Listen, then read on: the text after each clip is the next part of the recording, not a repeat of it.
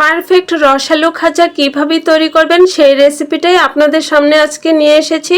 আসসালামু আলাইকুম। আজকে আমি 1 কেজি ময়দা দিয়ে খাজা তৈরি করেছি। দেখতে পাচ্ছেন অনেকগুলো খাজা হয়েছে, আর এটা কিন্তু আটা দিয়েও করা যাবে। তাহলে চলেন রেসিপিতে চলে যাই।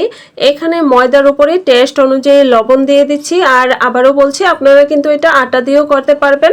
দিয়ে দিলাম 2টো ডিম, আর ডিম ছাড়াও কিন্তু এই খাজাটা তৈরি করা যায়, আর ডিম দিলে টেস্ট আরও বেশি ভালো আসে। এখানে 4 থেকে 5 টেবিল চামচের মতো তেল দিয়ে দিলাম। এবারে সবগুলোকে আলতো হাতে ঘষে ঘষে খুব ভালোভাবে মিক্স করে নিতে হবে। এভাবে আলতো হাতে ঘষে ঘষে ময়দাটা রেডি করে নিলে ডোটা কিন্তু খুব সুন্দর হবে এবং খাজার জন্য পারফেক্ট একটা ডো তৈরি হবে। যখন এভাবে মুঠো করলে জমাট বেঁধে যাবে এবং হালকা প্রেস করলে ঝরঝরে হয়ে যাবে, তবে বুঝে নিতে হবে যে এটা ডোয়ের জন্য পারফেক্ট হয়েছে। এবারে আমি মাঝখানে পানি দিচ্ছি অল্প অল্প, আর এই পানিটা হচ্ছে বরফ ঠান্ডা পানি। মানে আমি ডিপে রেখে দিয়েছিলাম, একেবারে বরফ জমাট বাঁধে নাই, বাট ঠান্ডা হয়েছে এরকম অবস্থায়। দেখতে পাচ্ছেন কতটা সফট হয়েছে, আর এই ডোটা কিন্তু একটু শক্ত টাইপের করে করতে হবে পারফেক্ট খাজার জন্য। এবারে শেপ দিয়ে নিচ্ছি এইরকম সাইজ। আপনারা যেরকম রুটি করতে চান ততটুকু করে নিলেই হবে। তো আমার এতগুলো আমি এক মাপের করে সবগুলো করে নিয়েছি। তো এবারে রুটি বেলার পালা। রুটিটা কিন্তু একটু পাতলা করে বেলতে হবে, আর যখন রুটি বেলবেন তখন ময়দা ছিটিয়ে ছিটিয়ে রুটি বেলবেন। রুটিটা দেখেই বুঝতে পারছেন কতটুকু পাতলা হয়েছে। আর এটা কিন্তু নরম করা যাবে না, একটু শক্ত রেখে রুটিটা করতে হবে। তারপরে উপরে তেল দিয়ে পুরাটার মধ্যে ব্রাশ করে দিতে হবে। তেলের পরিমাণটা দেখে বুঝতে পারছেন, সব দিক থেকে একটু ব্রাশ করে লাগিয়ে দেব। আর যদি আমার রেসিপি ভালো লেগে থাকে অবশ্যই সাবস্ক্রাইব করে পাশে থাকবেন। যারা ফেসবুক, টিকটক, ইনস্টাগ্রাম থেকে দেখছেন তারাও ফলো দিয়ে পাশে থাকবেন। তো তেল দেওয়ার পরে এভাবে ময়দা বা আটা ছিটিয়ে সম্পূর্ণ একটু ছিটিয়ে মানে একটু ভালোভাবে লাগিয়ে তারপর আবারও একটা রুটি দিব। আমি এখানে প্রথম ধাপে 3টি রুটি দেব। দ্বিতীয় রুটি দেওয়ার পরেও সেমভাবে উপরে তেল দিয়ে আবারও ময়দা ছিটিয়ে দিয়েছি। তারপর আরও একটা রুটি দিলাম, এটার উপরেও সেমভাবে তেল দিয়ে তারপর আটা ছিটিয়ে দিলাম। ময়দা দিয়ে করছে, ময়দা ছিটিয়ে দিলাম। তারপর এইভাবে রোল করে নিতে হবে। রোলটা করার সময় একটু টাইট যেন হয় সেভাবে একটু রোলটা করতে হবে, নয়তো মানে খুলে যেতে পারে। এবারে একটা নাইফ দিয়ে কেটে নিচ্ছি, আর কতটুকু সাইজ করে কাটছি দেখেই বুঝতে পারছেন। কাটা হয়ে যাওয়ার পরে এবারে একটা উঠিয়ে দেখিয়ে দিচ্ছি যে এইরকম হয়েছে। এবারে কিন্তু আলতো হাতে প্রেস করে হালকা বেলনি দিয়ে বেলে নিব। আর এখানে বেশি চেপে চেপে করা যাবে না, অল্প একটু ময়দা ছিটিয়ে নিলাম।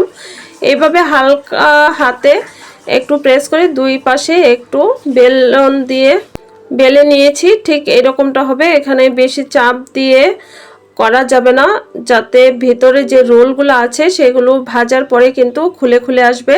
ঠিক এরকম হয়েছে, আর এইভাবেই সবগুলোকে করে নিব। সবগুলো করা কমপ্লিট হয়ে গিয়েছে। এবারে আমি শিরাটা রেডি করে নিব। শিরার জন্য যেহেতু আমি 1 কেজি ময়দা দিয়ে করছি, এখানে বেশ কিছু চিনি নিয়েছি, প্রায় 1 কেজির মতো। দিয়ে দিলাম কয়েক টুকরো দারুচিনি এবং এলাচ দিয়ে দিলাম 2টো। আর এখানে একতার বা 2 তার করার দরকার নেই, যখন একটা তারের মতো হবে তখনই চুলাটা বন্ধ করে দিতে হবে। এবারে এলাচ এবং দারচিনি উঠিয়ে নিচ্ছি। এবারে আমি ভাজবো। খাজাগুলো ভাজার জন্য পর্যাপ্ত তেল দিলাম। তেলটা যখন মোটামুটি গরম হয়েছে তখনই এক এক করে খাজা দিয়ে দিচ্ছি। আর এই তেলটা কিন্তু খুব বেশি গরম করা যাবে না, যখন মোটামুটি গরম হবে তখনই তেলে ছেড়ে দিতে হবে। আর বেশি লেট করা যাবে না, দেওয়ার কয়েক সেকেন্ড পরেই কিন্তু উল্টে পাল্টে দিতে হবে। তারপর এভাবে একটু চেপে চেপে দিতে হবে, তাহলে ভেতরের যে রোলসগুলো আছে সেগুলো কিন্তু খুলে খুলে আসবে, ফুলবে, দেখতে সুন্দর লাগবে, খেতেও ভালো লাগবে। তো এইভাবে বারবার উল্টে পাল্টে তারপর কিন্তু এটা ফ্রাই করে নিতে হবে। আর এগুলো চুলায় দেওয়ার পরে, তেলে দেওয়ার পরে কিন্তু এখান থেকে সরে যাওয়া যাবে না, বারবার উল্টে পাল্টে দিয়ে একটু একটু এভাবে একটু করে চেপে দিলেই কিন্তু এটা খুব সুন্দরভাবে শেপটা মানে খাজার যে রোলসগুলো থাকে, ভাঁজগুলো আছে সেগুলো খুব সুন্দরভাবে দেখা যাবে এবং ভেতর থেকে খুব সুন্দর করে কুক হবে। তো আমার খাজাটা কিন্তু প্রায় ভাজা কমপ্লিট হয়ে গিয়েছে। সবগুলোকে আমি এভাবে দিয়ে ভেজে নিব, অনেকগুলো আছে।